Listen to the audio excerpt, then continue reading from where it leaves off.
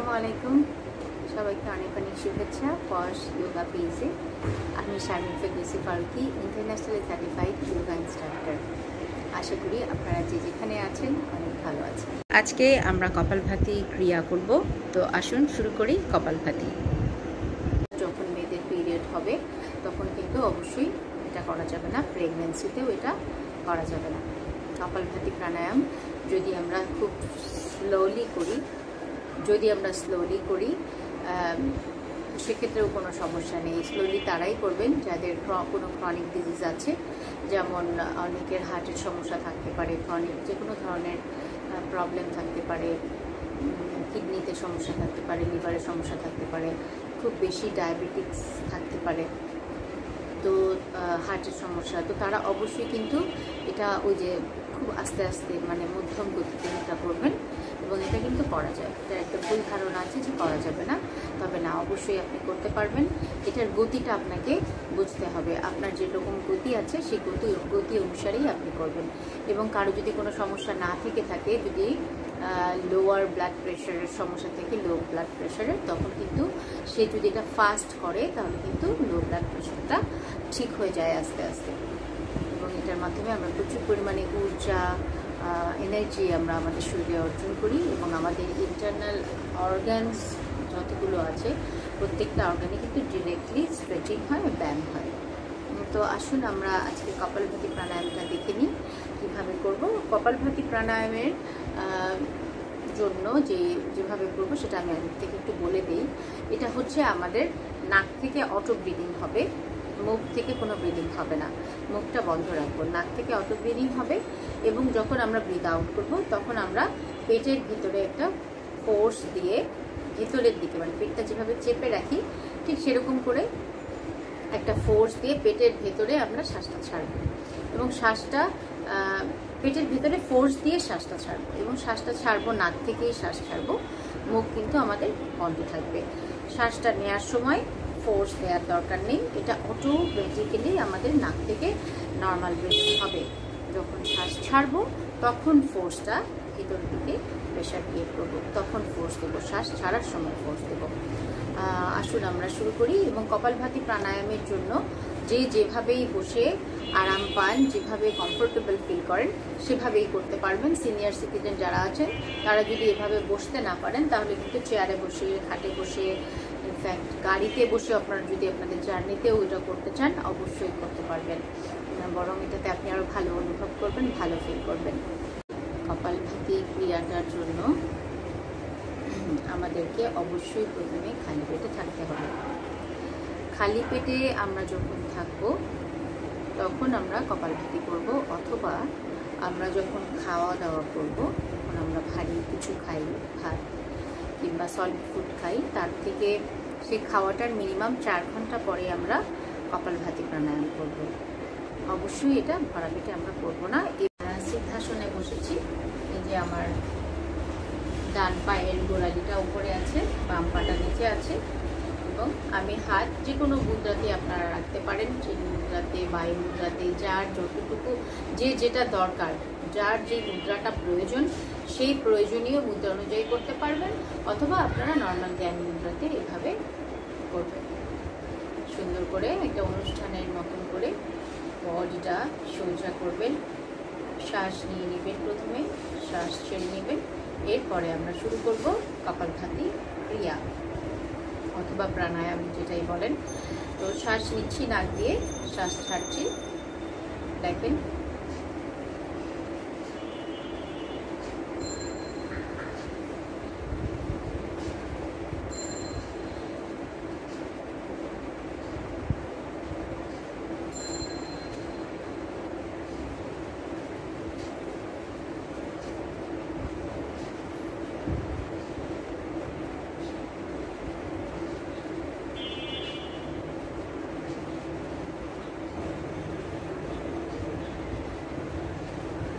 এর থেকে আরও একটু স্লোতে করবেন তারা, যাদের যেরকম বললাম, যাদের কোনো সমস্যা আছে। সেটা কীরকম, আজ থেকে আপনি মনে মনে 5 কাউন্ট করতে করতে শ্বাস নর্মালি নাক থেকে নেবেন, শ্বাস ছাড়বেন যখন একটু ধীরে পেটটা ভেতরের দিকে চেপে রাখবেন এবং শ্বাসটা ছেড়ে দেবেন। শ্বাস নেবেন নর্মালি পেটটা ভেতরের দিকে চেপে ছেড়ে দেবেন। শ্বাসটা যখন ছাড়বো তখনই আমরা ফোর্সটা দেব। ওকে, মধ্যম গতিতে দেখাচ্ছি।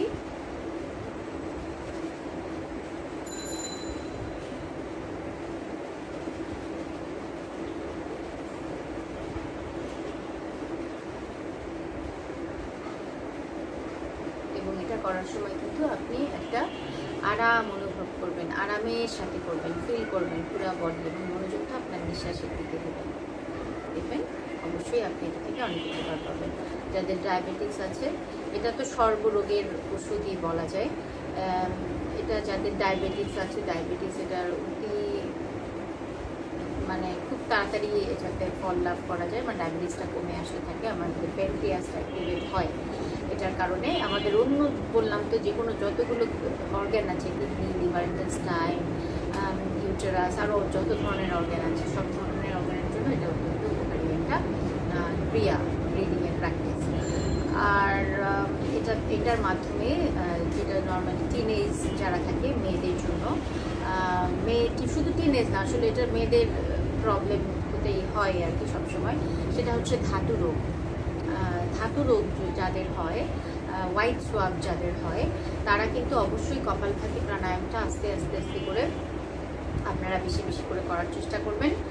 তাহলে কিন্তু আপনাদের এই হোয়াইট সোয়াব কিংবা এই যে ধাতু রোগ থেকে আপনারা মুক্তি পাবেন। কারণ আমরা জানি অ্যালোপ্যাথিতে কিন্তু ধাতু রোগের কোনো ওষুধ নেই। ইউরিন ইনফেকশনের জন্য আপনারা এটা করতে পারবেন, আপনাদের গতি অনুসারে করতে হবে। আমি বারবারই একটা কথা বলছি, যদি আপনারা এটা অনুভব করে করেন তাহলে কিন্তু এটা থেকে আপনাদের যে রোগটা আপনারা সারাতে চান সেটা থেকে আপনারা অবশ্যই মুক্তি পাবেন। আর এটার তো উপকারিতা বলে শেষ করা যাবে না।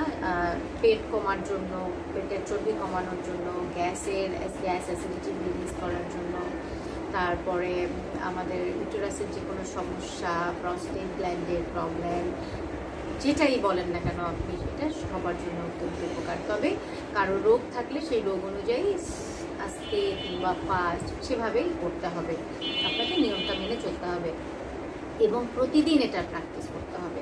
এমন না যে আমি আজকে করলাম আবার এক সপ্তাহ পরে করলাম, তাহলে কিন্তু হবে না। হ্যাঁ, উপকারিতা আপনি অবশ্যই পাবেন, তবে আপনি যদি রোগ সারাতে চান, রোগ অনুসারে, কিংবা আপনি কোনো অসুখ থেকে মুক্তি পেতে চান, তাহলে কিন্তু আপনাকে প্রত্যেক দিন একটা অনুষ্ঠানের মতো করে একটা সময় ধরে, সার্টেন পিরিয়ড ধরে এটাকে করতে হবে।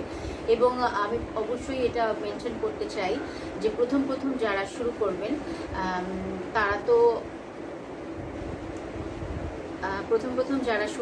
তারা তো অবশ্যই এটা 5 থেকে 10 মিনিট করবেন প্রতিদিন। অভ্যাসের সাথে সাথে আপনি এটা চেষ্টা করবেন লেন্দি করার সময়টা, মানে বাড়ানোর। যত সময় বাড়াতে পারবেন তত কিন্তু আপনি এই সমস্যাগুলোর থেকে সমাধান পাবেন, এবং এটা তখন দেখবেন আপনার একটা প্র্যাকটিসের মধ্যে চলে আসছে, আপনার অভ্যাসের মধ্যে চলে আসছে। সো সবাই ভালো থাকবেন, আশা করছি আজকের সেশনটা আপনাদের ভালো লেগেছে। আর কোনো ধরনের কোনো কমেন্টস থাকলে, কোনো কোয়েরিজ থাকলে অবশ্যই আমাকে কমেন্ট করে জানাবেন। সবাইকে অনেক অনেক শুভেচ্ছা। সবাই যোগা করুন প্রতিদিন, সুস্থ থাকুন। আল্লাহ হাফেজ।